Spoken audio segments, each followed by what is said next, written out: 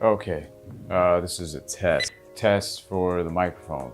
Test for the camera. Test for how loud I should talk. Oh. Testing, testing, testing, testing, testing, testing, testing, testing. I don't know where to look in this camera. Do I look at the lens thing or do I just look at myself? Testing, testing, testing. All right, I really don't know where to look. Which one, this or this?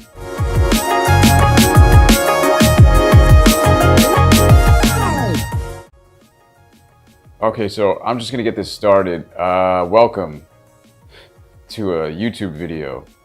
I don't normally make these. In fact, I don't think I've ever made one of these before. So I'm looking at this as more of an extension of an Instagram story.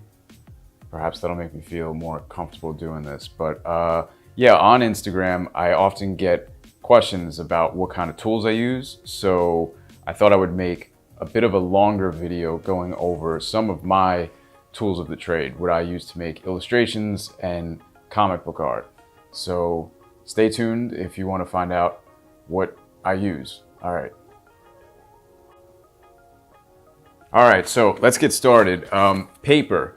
I like using Bristol board. Strathmore is the brand that I prefer. Also the Vellum finish. They have a smooth finish as well, and I prefer Vellum finish. The smooth finish is nice. It feels nice to ink on, but it can very easily smudge the ink. Also, when you're using pencil on the smooth finish, it tends to sort of engrave the paper a little bit. So the Vellum finish has a nice bit of texture to it. Nothing like watercolor paper or anything like that, but just enough to hold the ink, and it feels really nice with the pencil as well.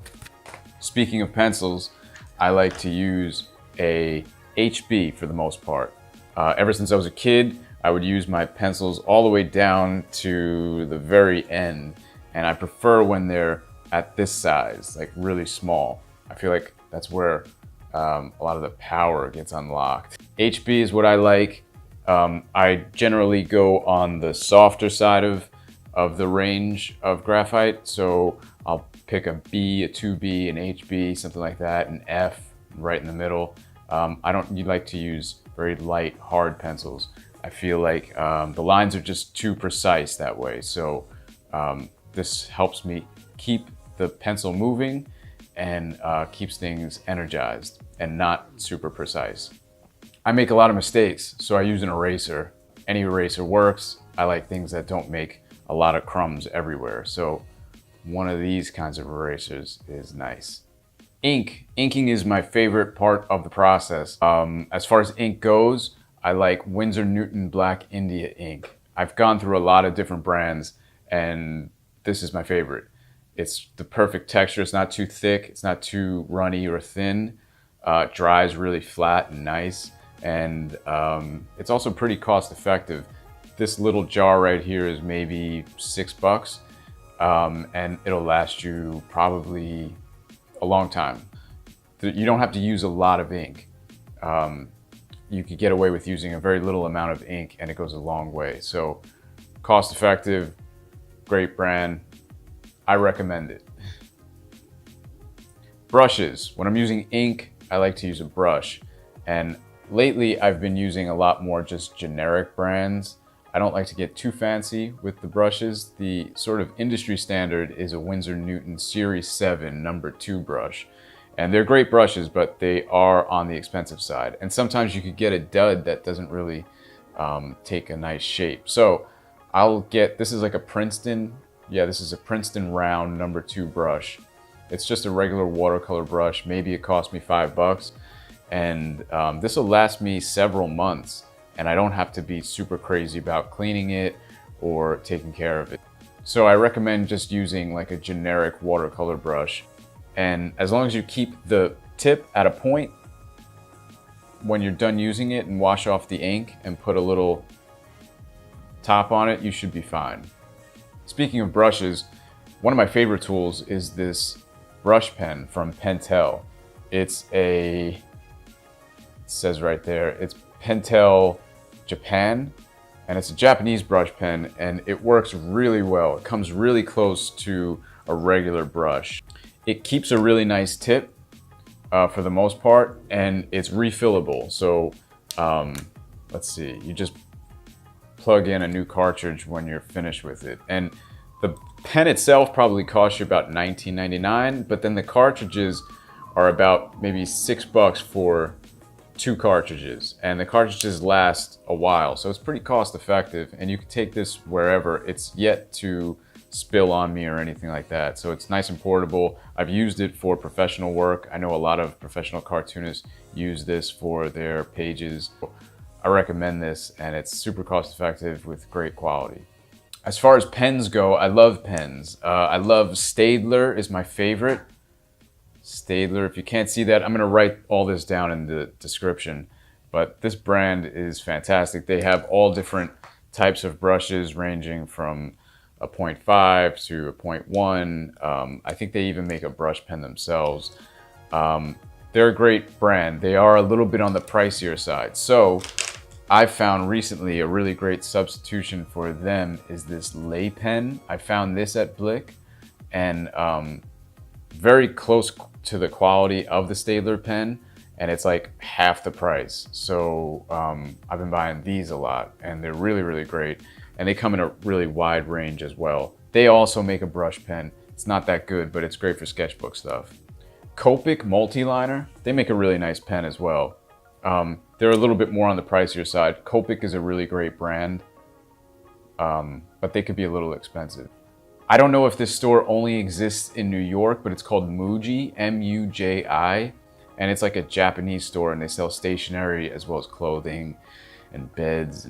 They have these really great pens, and if you can see here, I don't know what any of this says, but the pens are awesome.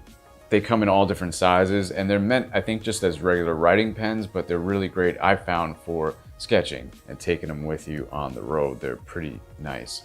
They get a really nice line with really great quality ink, and they tend to last a while too, and I think they're like $2.99 a pop. I'm not the type who could draw a straight line without a ruler, so I like to use all different kinds of straight edges. I like the clear ones so that you could see through the work that you're doing. This one I've had for years. It used to be really big and it's broke off. I also use a French curve from time to time when I'm trying to get different kinds of lines, and when I'm trying to draw a perfect circle, I use templates like these.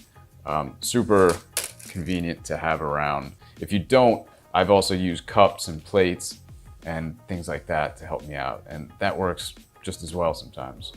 For the most part, I work digitally nowadays. Deadlines are tight, and revisions are a thing as well. So for convenience sake, I work digitally. It really helps out. Personally, I really love the Wacom tablet. This is the Wacom Cintiq Companion 2. I take this with me everywhere I go. It comes with a stand, and I can just prop it up on any kind of table that I find and just start working. It also runs Windows 7 on it, so it's a fully functioning computer. I do my emailing on it. It's really convenient. The drawing experience on it is really nice too. I run Photoshop on it, and I use Kyle Webster's brushes, and they're fantastic. So you really, nowadays, you can't tell the difference between something having been drawn digitally as compared to something drawn traditionally. The only thing that you don't get when you're working digitally is you don't have the satisfaction of holding that physical object at the end. But for practicality reasons, working digital really helps out. All right, so that's pretty much all the supplies that I use. I don't get too fancy, as you could tell, but I thought I would go through some of what or all of what I use. If you have any questions about some of the things that I showed, feel free to comment below. And if you have any suggestions about things that you might like to see in terms of behind the scenes type stuff, let me know. I'm hoping to put more energy into this YouTube channel and make it as interesting and useful as possible. So feel free to suggest ideas you might have. I'm all ears. So thanks for watching, and if you have any questions, comment below, and stay tuned for more videos, hopefully. All right, peace.